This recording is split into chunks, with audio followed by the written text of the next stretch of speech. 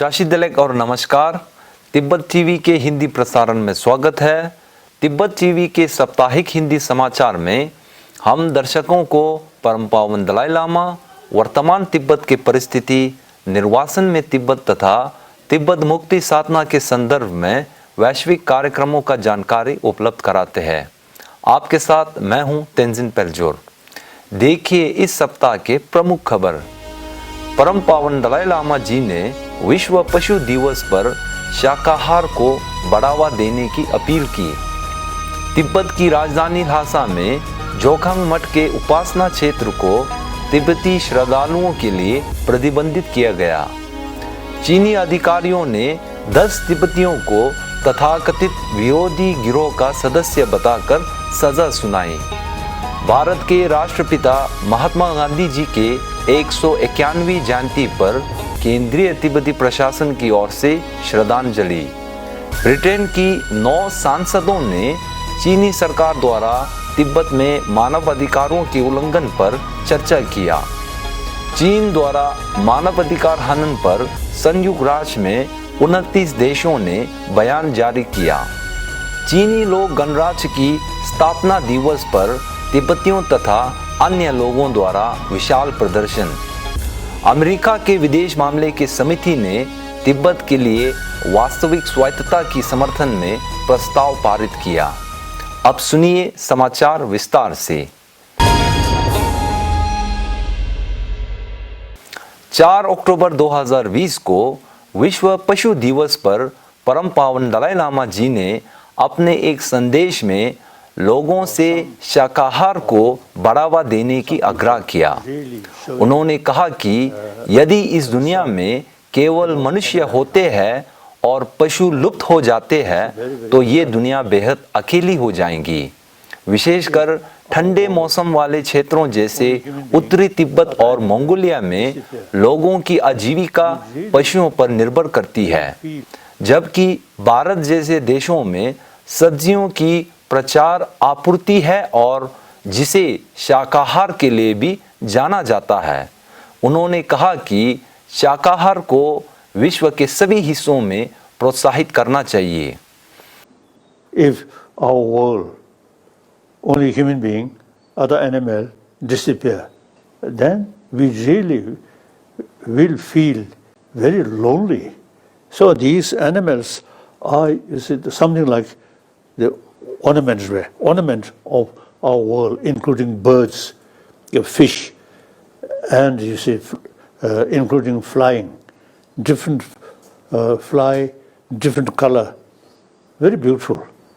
International campaign for Tibet के नए report अनुसार चीनी शासन में तिब्बत के सांगशू क्षेत्र के 10 तिब्बतियों को कठोर कारावास की सजा सुनाई गई थी। रिपोर्ट के अनुसार उन 10 तिब्बतियों को चीनी न्यायालय द्वारा वसूली और जबरन व्यापार जैसे गलत आरोप में 9 से 14 साल की सजा सुनाई थी। इससे यह स्पष्ट होता है कि चीन सरकार तिब्बतियों पर नियंत्रण करने और निष्पक्ष जांच से रोकने के लिए विरोधी गिरोह जैसे जुल्मों का इस्तेमाल कर रही है। इंटरनेशनल कैंपेन फॉर तिब्बत के इस रिपोर्ट का शीर्षक सांगशू के 10 तिब्बतियों के विरोध मुकदमा दर्ज रखा है। रेडियो फ्री एशिया के सूत्रों अनुसार विश्व के धरोहर स्थल जोखांग मठ में चीनी शासन द्वारा तिब्बती श्रद्धालुओं को पूजा करने से वंचित किया गया है। ल्हासा के निवासियों ने बताया कि सामान्य रूप से इस तीर्थ स्थल पर बौद्ध श्रद्धालु पूजा और प्रार्थना के लिए बड़ी संख्या में आते हैं। हाल में इस उपासना क्षेत्र को तिब्बती श्रद्धालुओं को पूजा करने से वंचित रखा गया है और चीनी पर्यटकों के लिए खोला गया है। गौरतलब है कि प्राचीन समय से तिब्बती लोग जोखांग मठ को एक तीर्थ स्थल मानते हैं और वहां पूजा एवं दर्शन के लिए आते रहे हैं। अब ये फिलहाल तिब्बती तीर्थयात्रियों और श्रद्धालुओं के लिए बंद रखा गया है। रेडियो फ्री एशिया के ही एक खबर अनुसार तिब्बत के राजधानी ल्हासा में चीनी अधिकारियों ने तिब्बतियों को नियंत्रित करने के लिए एक सुरक्षा केंद्र खोलकर पुलिस सुरक्षा बढ़ा दी है। इस सुरक्षा केंद्र के खुलने के साथ पुलिस अधिकारी राजधानी ल्हासा तथा अन्य तिब्बती शहरों में तेजी से बढ़ती जा रही है। अकेले ल्हासा में अब तक 130 से अधिक ऐसे सुरक्षा केंद्र हैं। इस केंद्र का मुख्य उद्देश्य तिब्बतियों की मौलिकता तथा मानव अधिकारों पर नियंत्रित करना है। इसी 2 अक्टूबर 2020 को केंद्रीय तिब्बती प्रशासन ने भारत के राष्ट्रपिता महात्मा गांधी जी के 191वीं जयंती के अवसर पर एक औपचारिक कार्यक्रम का आयोजन करते हुए उनके प्रति श्रद्धांजलि अर्पित किया। इस अवसर पर केंद्रीय तिब्बती प्रशासन के कार्यवाहक सिक्योंग आदरणीय कर्मा गेलेग युथोग ने भारत का राष्ट्रीय ध्वज फहराया। अपने संबोधन में कर्मा गेलेग ने कहा कि महात्मा गांधी जी का सत्य और अहिंसा का संदेश अब भी इस दुनिया में प्रासंगिक है। हमें गांधी जयंती को मनाने के लिए गांधी के सत्य और अहिंसा के संदेश को अपने जीवन में स्मरण, प्रचार तथा अभ्यास करने की आवश्यकता है। आपको बता दें कि इस दिन को संयुक्त राष्ट्र महासभा ने अंतर्राष्ट्रीय अहिंसा दिवस के रूप में मनाने का ऐलान किया था। इस बुधवार को ब्रिटेन के सांसद सर इयन डंगन स्मिथ के नेतृत्व में तिब्बत मामले पर वेस्टमिंस्टर सभागृह में चर्चा हुआ था। इस दौरान ब्रिटेन के 9 सांसद सदस्यों ने चीनी शासन द्वारा तिब्बत में मानव अधिकारों की हनन तथा हाल में लाखों तिब्बतियों को बलपूर्वक श्रम शिविरों में शामिल करने की विषय पर भी विचार किया गया था। वेस्टमिंस्टर सभागृह में चीन द्वारा तिब्बत पर बलपूर्वक मजदूरी शिविरों का विस्तार की चर्चा को चीन पर अंतर संसदीय गठबंधन द्वारा प्रस्तावित किया गया था। हम आपको बता दें कि सर इयन डंकन स्मिथ हाल में गठित चीन पर अंतर संसदीय गठबंधन का सह संस्थापक सदस्य भी है। इसी 6 अक्टूबर 2020 को जर्मन राजनयिक क्रिस्टोफ हेस्गेन ने 29 देशों का प्रतिनिधित्व करते हुए न्यूयॉर्क स्थित संयुक्त राष्ट्र मुख्यालय में चल रहे संयुक्त राष्ट्र समिति के तीसरे सामान्य बैठक में संयुक्त बयान प्रस्तुत किया। बयान में इन देशों ने चीन के दमनकारी शासन में तिब्बत, पूर्व तुर्किस्तान और हांगकांग में मानव अधिकारों की बिगड़ती स्थिति पर चिंता प्रकट किया।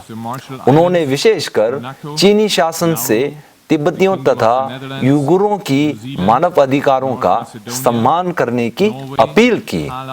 इस संयुक्त बयान को Australia, Belgium, Canada, Estonia, France, Italy, Japan, Poland, Spain, Switzerland, America, Germany, Norway आदि कई देशों ने हस्ताक्षर किया था।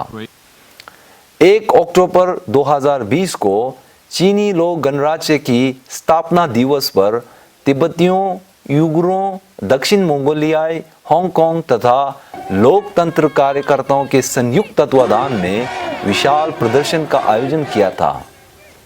यह प्रदर्शन चीनी शासन द्वारा तिब्बतियों तथा अन्य लोगों की मानव अधिकारों के उल्लंघन के विरोध में किया गया था। आपको याद हो कि इस दिन को विश्व भर में रह रहे तिब्बतियों ने चीन के विरोध में वैश्विक आंदोलन दिवस के रूप में मनाया था। इस वैश्विक कार्रवाई दिवस पर Bharat, Switzerland, Germany, Italy, Austria, Japan, America, Canada इत्यादि कई देशों में चीन का विरोध करने के लिए विशाल प्रदर्शन किया गया। गत 1 अक्टूबर 2020 को अमेरिका की विदेश मामले की समिति ने चीन सरकार के दमनकारी शासन में तिब्बती लोगों के लिए वास्तविक स्वायत्तता को प्रोत्साहित करने तथा अन्य कई मुख्य विषयों को समर्थन देने के लिए प्रस्ताव पारित किया था।